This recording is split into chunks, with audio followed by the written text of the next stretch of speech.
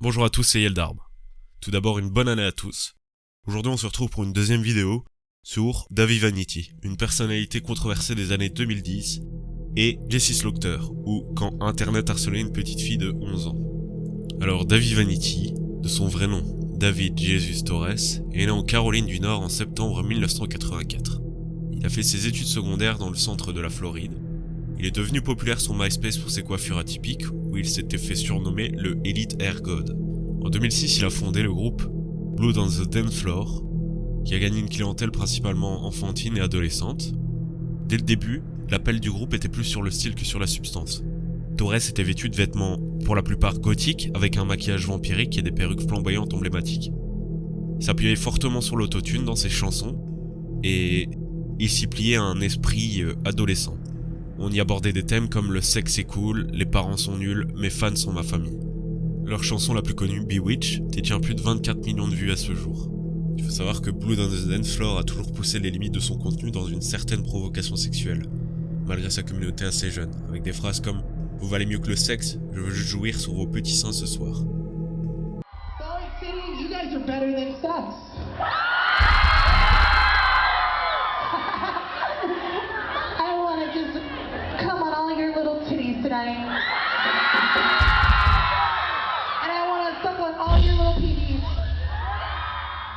Ce qu'il y a, c'est qu'ils se sont jamais gênés d'aborder des sujets qui étaient de l'incitation, de la dégradation, voire de l'humiliation de l'image de la femme, avec par exemple des sons sur le revenge porn en lui-même. Le revenge porn, c'est quand on se venge en publiant du contenu sans consentement de la personne.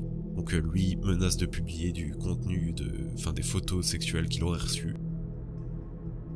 Ce ne sont pas les paroles de sa musique qui en font un monstre, mais bien des tonnes de prétendues victimes d'agressions sexuelles. Des témoignages d'autres artistes, des témoins de comportements obscènes, de la violence sexuelle ou des comportements de manipulation et de grooming flagrants. Oui, ce sont bien tous ces comportements qui font que Torres est une personnalité dangereuse.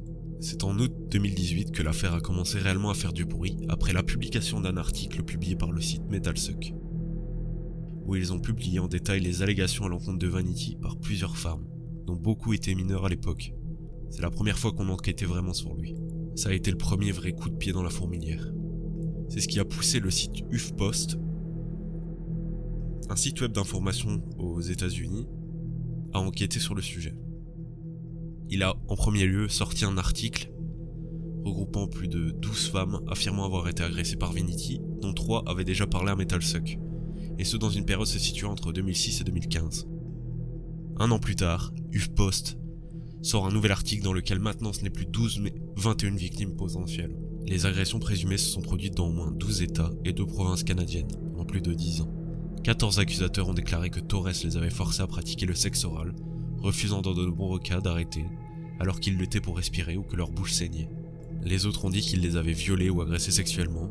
16 étaient mineurs au moment des faits allégués, 17 sont cités avec leur vrai nom. La première victime présumée s'appelait Diana Farrell, elle avait 14 ans. Un dimanche soir de juin 2007, Jana était assise seule dans sa chambre dans le noir, écoutant une émission de radio chrétienne où des adolescents discutaient de leurs problèmes à l'antenne. L'hôte, un homme du nom de Dawson McAllister, semblait gentil. Il parlait aux appelants avec empathie et leur donnait même des conseils. Farrell a décroché le téléphone et a composé le numéro.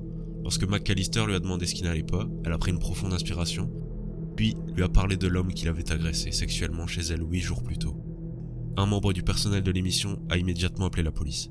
Le lendemain soir, une voiture de police est venue jusque devant chez elle, lui poser des questions, afin de connaître l'identité de son agresseur. Elle a alors expliqué qu'elle ne connaissait pas son vrai nom ni l'âge de son agresseur. Elle a simplement donné le nom de Dahvie, qu'elle avait rencontré via MySpace, où il avait une page pour un magasin de coiffure basé à Orlando. C'est sur ce site qu'ils avaient fini par devenir proches et discuter ensemble. La proposition de Dahvie était simple. Lui offrir un nouveau look, et c'est ce qu'elle a fini par accepter. Se sentant en confiance avec cette personne si gentille. La mère de Diana était infirmière, ce qui fait que parfois elle est amenée à travailler de nuit ou en soirée. Et c'est justement pendant une de ces périodes que Dahvie finit par rejoindre Diana chez elle. Ce qu'il faut savoir, c'est que Diana ne s'attendait pas à voir la police justement ce jour-là et elle était confuse et gênée. Elle voulait pas qu'il se passe quelque chose quand même par rapport à Dahvie parce que pour elle c'était quand même une personne qu'elle estimait beaucoup. Du coup, elle n'a rien révélé à la police. Elle voulait pas que la police apprenne que, après l'avoir coiffée, il s'était introduit de force dans sa bouche. Après une longue discussion entre la police et la mère de Farrell, ils ont fini par décider qu'ils ne porteraient pas plainte contre Torres, à la seule et unique condition que Torres coupe immédiatement contact avec leur fille. Donc Davy a juste eu un avertissement de la part de la police pour son accusation d'avoir violé la petite Gianna Farrell. 2 ans plus tard, la police du Colorado l'a arrêté pour avoir prétendument forcé une autre adolescente à pratiquer des relations sexuelles orales. Et encore une fois, Torres a été relâché sans inculpation. Il y a eu différents témoignages qui ont été faits dans l'émission de Chris Hansen. Chris Hansen, c'est un mec qui est connu à la télévision américaine parce qu'il a fait une émission qui s'appelait To Catch a Predator, dans le sens où c'était la trappe d'un prédateur. Et donc dans les différents témoignages qu'il a reçus, il y avait celui d'Ashley Costello. Elle, c'est une artiste du groupe New York Day. Elle explique qu'elle jouait en même temps que Blue dans un dance floor à Milwaukee, dans un club qui s'appelle le Rave. Elle explique dans son témoignage qu'elle s'était retrouvée justement seule dans les coulisses, il y avait personne, il faisait un peu sombre, et à un moment elle se retourne, et là derrière elle, il y a une silhouette debout, les bras croisés, avec une cape et un masque de lapin, juste en train de la regarder. Elle explique qu'elle a reconnu facilement que c'était Davy parce que il avait la même corpulence, elle a vu les cheveux derrière le masque. Comme j'expliquais précédemment, Davy n'a pas des coiffures assez simples. De plus, elle a remarqué que le costume que portait Davy est un costume qu'il portait régulièrement lors de ses concerts. Il était là sans parler, sans bouger, et d'un coup il s'est jeté sur elle. Il l'a fait tomber au sol et il a commencé à l'étouffer. Elle dit « Je me souviendrai de cette partie jusqu'au jour de ma mort. Il m'étouffait tellement au point que je ne pouvais même pas pousser un cri ou laisser un mot échapper. Je me souviens avoir pensé « Cet homme sait ce qu'il fait, parce que ses pouces, je me souviens précisément que ses pouces étaient parfaitement dans mes voies respiratoires. Il était parfaitement placé pour me couper la respiration. » Ensuite il l'a laissé là et il est parti. C'est là que Nick Misery, le guitariste du groupe d'Ashley, l'a vu aussi. Et il a confirmé aussi que pour lui c'était Davy parce que c'était exactement la même morphologie, la même coupe de cheveux. Elle explique n'avoir pas porté plainte jusque-là parce que pour elle c'était une bonne raison pour les autres de se faire critiquer ou de se montrer faible. Elle explique aussi qu'elle était en pleine tournée à ce moment-là et les autres membres de l'équipe ne voulaient pas que la tournée s'arrête, donc ils lui ont fait pression pour continuer justement cette tournée. Il y a eu aussi une arrestation en 2009 durant un de ses shows au Colorado, où le chanteur Garrett McGowan a vu Davy avec 2 jeunes filles mineures dans son bus de tournée. L'une des filles aura déclaré plus tard qu'il l'aurait forcé, encore une fois, à pratiquer du sexe oral. Il aura seulement fait quelques jours de prison, et après quoi il aura posté une vidéo dans laquelle il accusait son accusatrice d'avoir des problèmes mentaux. Il y a aussi une femme du nom de Kay, qui était venue travailler pour lui pour une première expérience en merchandising. Il lui a proposé gentiment de dormir chez lui. Et durant la nuit, Kay devant aller aux toilettes. Bien sûr, les toilettes n'étaient justement accessibles qu'en traversant la chambre de Torres. Et c'est en traversant sa chambre que Davy l'a attaqué, plaqué au sol. Et vous connaissez la suite. Aussi une de ses victimes du nom de Hood qui avait reçu une invitation à venir le rencontrer. Donc il lui a offert un billet d'avion en aller simple pour venir chez lui. Et donc quand elle est arrivée chez lui, elle lui a demandé pourquoi tu m'as pris qu'un aller simple en fait. Et donc il lui aurait expliqué que le seul moyen pour elle d'obtenir un aller-retour, c'était de lui offrir des faveurs sexuelles. Et que du sexe oral était équivalent à $50. Je vais pas m'attarder plus sur les témoignages. Si vous voulez vous-même lire tous les témoignages des potentielles victimes, je vous mets les liens UFPost et MetalSuck dans la description. De toute façon, pour la plupart du temps, c'est toujours le même mode opératoire de la part de Davy. Et il finit toujours par s'en sortir. Une des techniques grooming de Davy, pour expliquer ce que c'est le grooming, c'est un processus par lequel une personne gagne la confiance d'un enfant pour l'exploiter à des fins sexuelles. Du coup, lui, ce qu'il faisait, c'était qu'après avoir agressé ses potentielles victimes, il leur parlait comme si de rien n'était. Et donc en faisant ça, il normalisait l'agression. Faut savoir que le cerveau, parfois, pour éviter un traumatisme, il ignore complètement cette chose-là. Et donc si t'as le mec qui te parle normalement après, t'assimiles ça comme si c'était ce qui venait de se passer était normal. Surtout ici dans le cas où ces victimes sont des mineurs et pas des mineurs de 16-17 ans, on parle ici de mineurs de 11, 12, 13 ans. Ce qui est choquant avec cette affaire, c'est que les histoires que racontent ces accusatrices sont remarquablement cohérentes. Elles démontrent un modèle de manipulation magistrale. Premièrement, il couvre sa cible d'attention. Textes séduisants, messages en ligne, appels téléphoniques, et après avoir gagné sa confiance, il trouve un endroit isolé, une voiture garée, son bus de tournée, une maison sans parents, et il l'agresse. L'attirant généralement par les cheveux et la forçant à pratiquer le sexe oral. Après que ce soit fini, il reviendra avec son attitude amicale, comme si l'agression n'avait jamais eu lieu, Ce qu'il faut savoir, c'est que Torres, il a quand même une grosse fanbase. Du coup, quand il y a des victimes présumées qui se manifestent, il va pas se gêner de les traiter, de les salir dans ses sons, ou même par des tweets ou des textes. Du coup, Davy se fait passer pour... non pas pour l'agresseur, mais plutôt comme quelqu'un victime des menteuses en manque d'attention de sa part. Du coup, il va pas se gêner de se servir de ça pour faire du nouveau contenu et créer des nouveaux sons dans lesquels il prétend n'avoir rien fait du tout. C'est un peu ce qui fait que Torres va toujours finir par s'en sortir. Alors qu'en est-il de Davy Vanity aujourd'hui ? Qu'en est-il de cette enquête de 2019 dans laquelle 21 femmes ont porté plainte contre lui ? La vérité, c'est qu'aujourd'hui, Torres il a 38 ans et il a fait encore face à aucune des conséquences juridiques. Malgré au moins 2 rencontres avec les forces de l'ordre concernant les crimes sexuels présumés impliquant des adolescents, vous ne trouverez inscrit dans aucun registre de délinquants sexuels et son casier judiciaire est encore aujourd'hui vierge. Il y a un porte-parole du FBI qui est au courant des reportages de HuffPost et lui il a déclaré que l'agence ne confirme ni ne nie l'existence d'une enquête sur Torres. Dans le département de Floride, là où vit Torres avec sa famille, ils ont déclaré qu'il n'y avait aucune plainte contre lui dans leur juridiction, il n'y a donc aucune base pour une enquête. Il est possible que le cas de Davy aurait pu être traité différemment si la police avait traité le cas de la petite Farrell autrement. Vous savez, la petite qui avait amené Davy un soir chez elle pour une coiffure. Expliqué, la mère avait abandonné toutes les charges si Davy promettait de ne plus jamais contacter sa fille.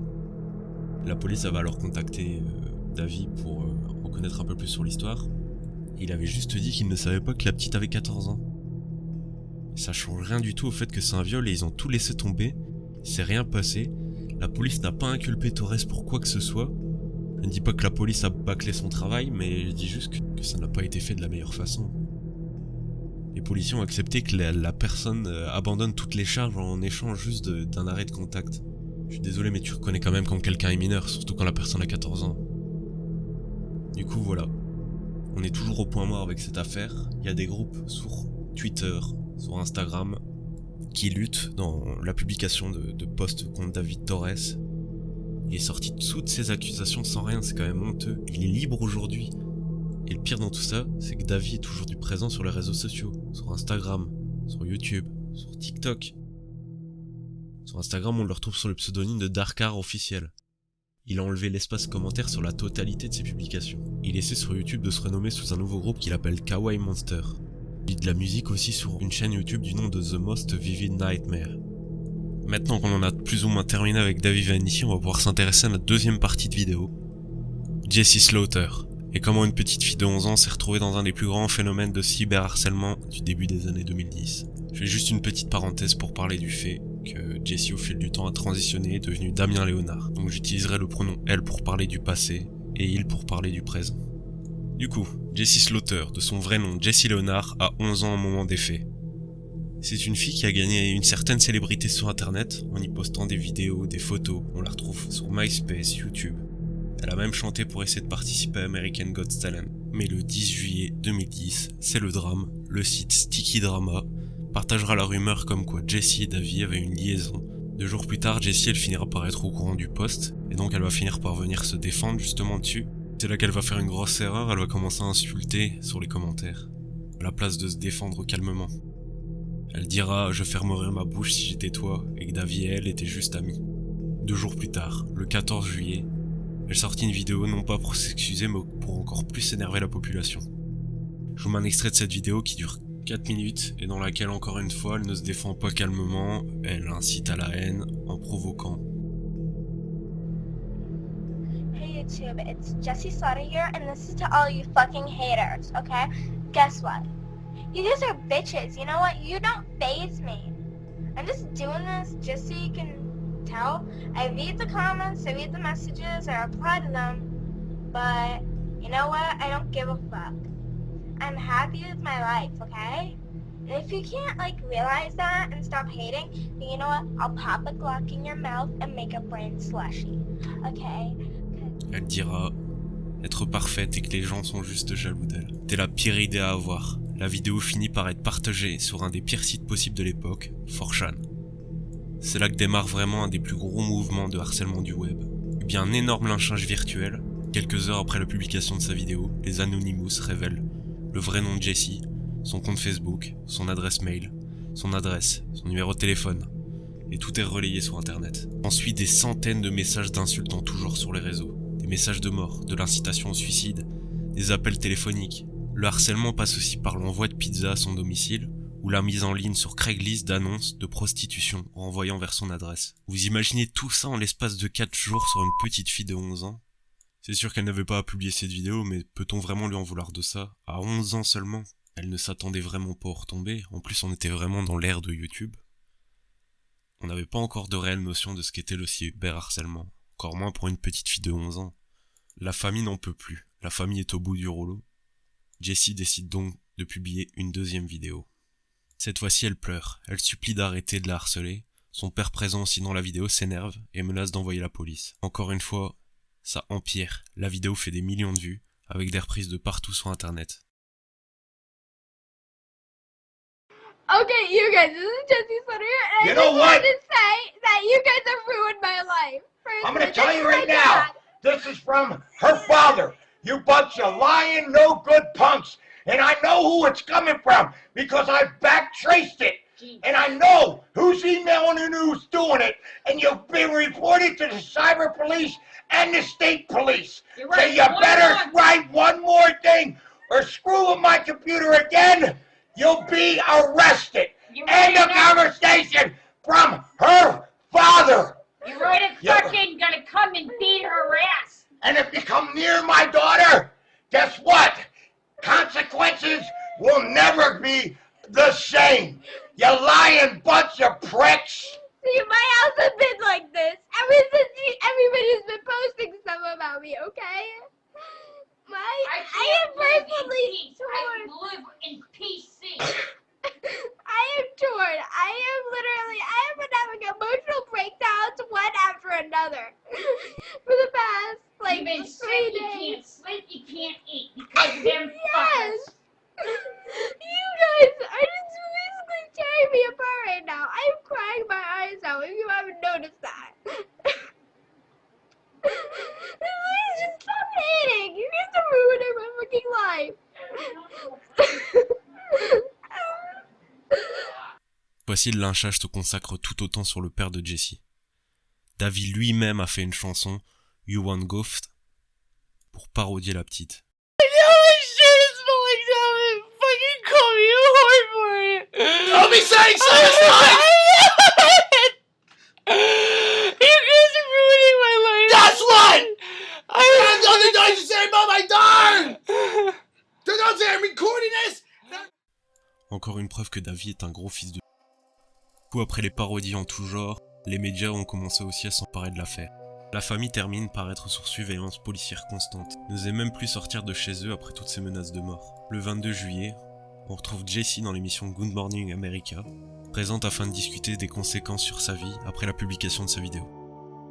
Le temps passe, et tout finit par revenir plus ou moins à la normale pour Jessie. Un an plus tard, le youtubeur Hiro Kasumi a mis en ligne une vidéo s'intitulant Jessie Slaughter Apologize, ou en français, les excuses de Jessie Slaughter.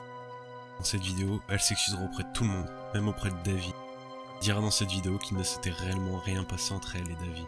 Elle expliquera alors qu'elle est en famille d'accueil actuellement, après avoir traversé plusieurs établissements psychiatriques. 3 jours après la publication de cette vidéo, un autre drame s'abat sur elle. Le 14 août, son père meurt d'une crise cardiaque. C'est dans le courant de cette année que Jessie finit par transitionner pour devenir Damien. Damien a tout fait pour faire oublier Jessie Slaughter, mais quand les 21 filles ont témoigné, qu'il a vu que beaucoup d'articles en parlaient, il a trouvé qu'il était temps de donner aussi son appui à la cause. Damien finira par avouer qu'il avait vraiment été violé par David Vanity. Sa vidéo d'excuses était faite dans le seul but de faire oublier Jessie Slaughter. Damien finira par témoigner en 2020 dans l'émission de Chris Hansen. Si ça vous intéresse, vous pouvez toujours aller voir le témoignage qui est toujours en ligne. Et je vous préviens, c'est assez triste à écouter. Damien a vraiment morflé.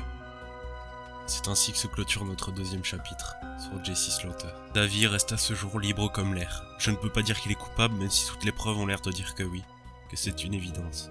J'espère seulement qu'on rendra justice à ses victimes. Merci à tous si vous avez été présents jusqu'à la fin de cette vidéo. N'hésitez pas à vous abonner, lâcher un petit j'aime. C'était Yeldarb. Merci à tous.